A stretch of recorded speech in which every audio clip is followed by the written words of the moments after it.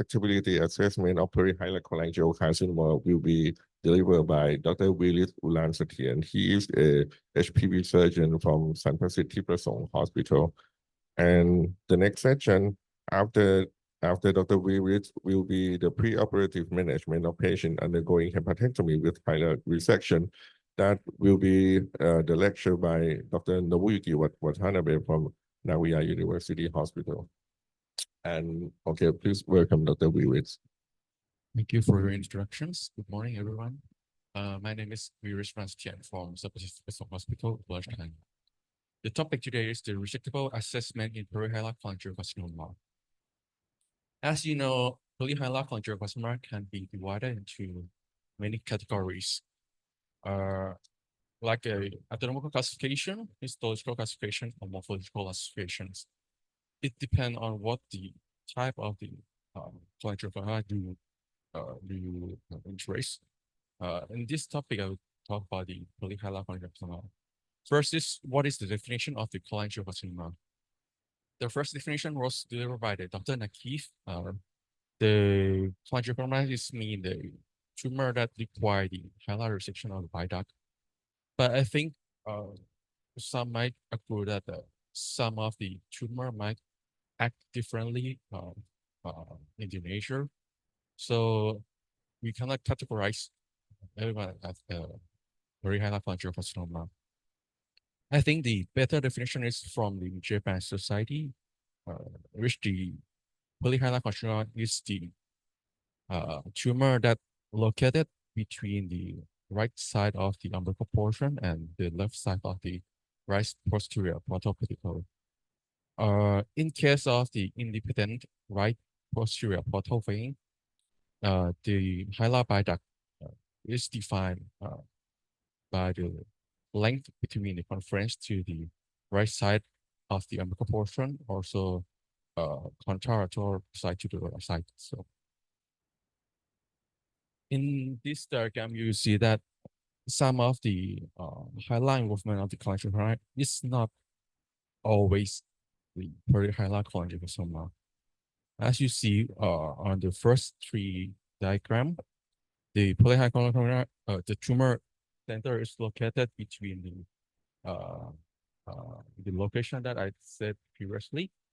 But for the first one, the center of tumor is stayed outside the region. So it's categorized with the intracranial cholangiocarcinoma with the hilar involvement. As you know, before the operation, we have to get the diagnosis first. And there are many diagnoses too for the cholangiocarcinoma, like a CT, MRI, or PET scan, or EUS, or something else. Some of the diagnosis to have their pros and cons. Like for the CT, you can look at tumor and staging is very distinctly. And for the MRI, it's better for visual the bile duct anatomy and ductal extensions. As for the PET scan, is for detecting the distant metastasis. And next is, what is the resectable mean? It is defined by the sum of the staging like this. Actually, the resectability can be defined by two main terms. First is the technical resectabilities, and second is the oncological resectabilities.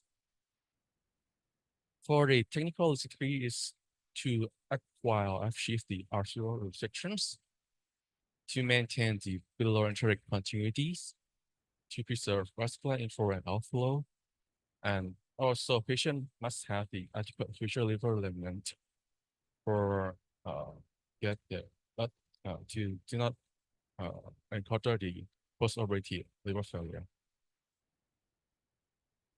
But also we have to ensure that our procedure must have to improve the patient survival. For the assessment, we can categorize the topic to be 3 factors for the patient factor, liver factors, and disease factors. For the patient factors, patient must have a less comorbid and have general fitness. And for the liver factors, patients not have the adequate liver event and adequate liver functions. And for the disease factor, there are local disease extension and distant metastasis. As you say, if the patient is not fit enough when you do the operation, they might have a lot of the post-operative complications. So the patient might be fit. For the liver assessment, the simplest one is the acquired liver function lab for the liver function test. The other is like some of the ICG tests or MEGAT tests or LIMAC tests. It depends on what you have in your disease. This of the case is the qualitative measures. But for the quantitative measures, you have to do the liver functional volume or volumetries.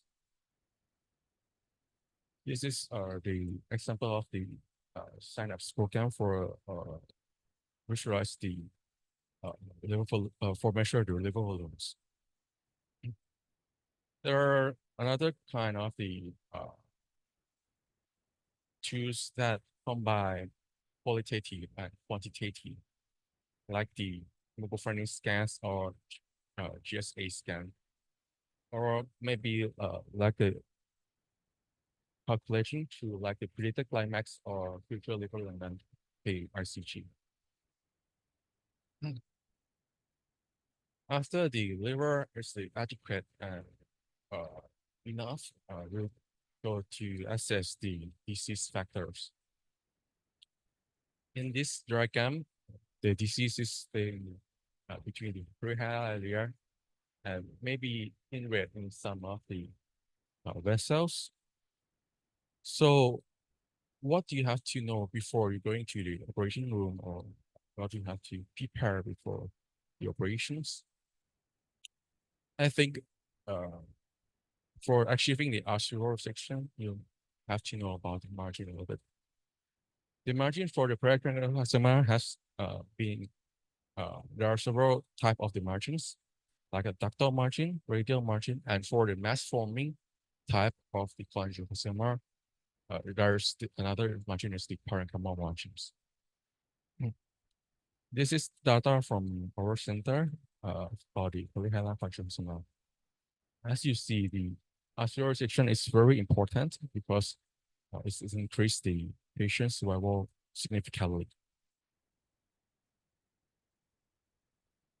Also, as you know, the ductal margin and radial margin have the same effect for the Perihilar carcinoma. Both patients with the ductal margin and radial margin prostate have significant less survival compared to the arterial resections. For the arterial resections or R1 resection, we have to mention that the R1 is for the invasive cancer or just the carcinoma in situ. Because as you see in this picture, the invasive is only here, but for the carcinoma in situ is extended over there. So for the resection, you have to get the adequate margins. And what is the length required for the adequate resection margin? In this study, as you see, the invasive is extend between under 1 centimeter of the margins from the cross sections. And for the CIS, it may extend a little bit furthermore. Most of them is in the 2 centimeters. Some are maybe longer than that. And what is the impact for the invasive carcinoma, for the carcinoma site to resection prostate? There are several literatures about the CIS prostate in the cholangiocarcinoma, but the result is quite conversingly, because some studies say that the R1 CIS is have affect the patient's survival, but some said didn't affect at all. So what we can conclude from this aspect, there's another study that uh, conduct in the very early Perihilar Cholangiocarcinoma with the T1 and T2 patients and 0 patients, T1, T2 and 0 patients.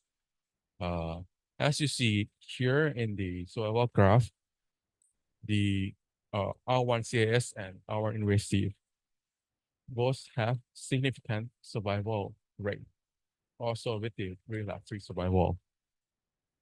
So to conclude, the ductal margin we have to cut at least 1 centimeter to prevent the invasive margin positive, or 2 centimeter for the carcinoma side 2. In the early case of the Perihilar Cholangiocarcinoma, like T1, T2, and 0, the RCS is significant for the overall survival. So in the early case, the margin is very, very important to ensure that we don't get CIS or invasive here. Also, the radial margin has the same effect as the ductal margin. And what about the parenchymal margin for the mass forming tumor type? Here is the study show that for the tumor that have margin more than 10 millimeters, the patient have more survival, or also difference-free survival. This paper has the same result. So for the parenchymal margin, we must have at least 1 centimeters. And what about the lesional lymph nodes? Is the lesional lymph node is important for the cholangiocarcinoma? If the lymph node metastasis affect the choice of the resectability assessment, as you see from our data, the lymph node metastasis has significant lesser survival than the lymph node negative groups. But from here, we subgroup analysis patient into the resection margin positive and resection margin negative.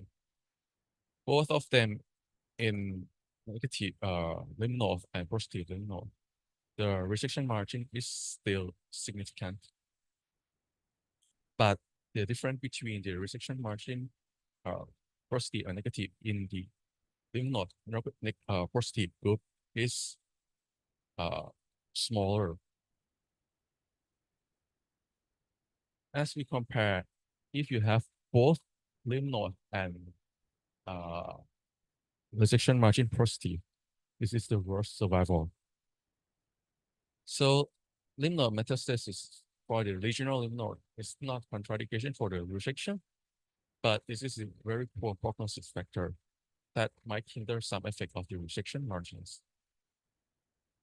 And what about the vascularizations? Thus, the resection and reconstruction still benefit in the patient with the perihilar carcinoma. Most of the study for the portal resection, the feasibility and benefit is very widely accepted. But for the hepatic arteries, it depends on which center or data set you refer to. Because in the Eastern country, there is the significant feasibility and benefit for the hepatic artery resections. But for the Western countries, they might agree that the survival is not increased very much or significant in this level. So I think in the hepatic resection, for the hepatic artery resection, you might have to select the cases to get the better outcomes. Also, you have to ensure that you don't make any post-operative complications. Okay, what about the distant metastasis? So before you go to operation, you have to assess the surgical staging. The distant metastasis can be categorized into the overt distant metastasis. The metastasis that you can see preoperatively and the occult distant metastasis. For the occult metastasis in the perihilar cholangiocarcinoma, there are some studies that show some benefit in the patient that undergo the resections of some occult parotid lymph node metastasis, occult liver metastasis, or cytoplastic perihilar lavage. But the study is quite very small, and we might have to get more data about this aspect. And what about the routinely staging laparoscopy? Is it recommend? The most of paper doesn't recommend for the routinely surgical staging laparoscopy. But in some case, with the very high C1899 or suspected peritoneal metastasis, this patient might benefit from the staging laparoscopy. In case of the patient with the overt metastasis, does the resection still benefit the patients? There's a study that conducted in the patient with the initially unresectable locally advanced biliary cancers. In this study, there's about 20 patients in perihilar cholangiocarcinoma. As you see for the survival graph, for the patient with the initially unresectable locally advanced biliary cancer that undergone for the systemic therapy for some period and then underwent the conversion surgery, the survival rate is about 40% for the 5 years, and the relapse-free rate is about 30% for 5 years. And what another aspect that this study tells us is the duration of the treatment effect as well outcome. In this study, that didn't show the effect of the survival outcome at all. Also, with the association with the biological complete response. As you see in this diagram, the median preoperative treatment is about 6.4 months before going to the surgeries. So in conclusion, the conversion surgery is still need more study. And for the patient with initially unresectable because the distant metastasis, there's still lack of data about that. So what kind of depression will you do in these patients? Some may think that right hepatocyte resection is okay. Some might think left side resection is better. It's depend on what your percentage you stand for. I may introduce you with this paper, the Takasugi concept of the liver segmentation. As you know that the liver can be divided into 3 equal volume parts: the left side, the right anterior, and the right posterior side on the personal vertical. So if you believe in this concept, the right hepatic resection and the right discectomy might have the same FRR for the patients. And what does this mean? Here in this paper, they conduct the study about the bile duct anatomy. If you measure from the bile duct conference here to the umbilical portions, so it is for performing the extended right hepatectomy or the right hepatectomy, you will get about 1.5 millimeters here. And if you do the right hepatectomy, you might get nearly the same amount of the length. But for the left discectomy, you can get up to 20 millimeters here. So if the tumor located here and right side and left side resectability, the left dissection might have get more adequate resection margins. Here, this is a very significant.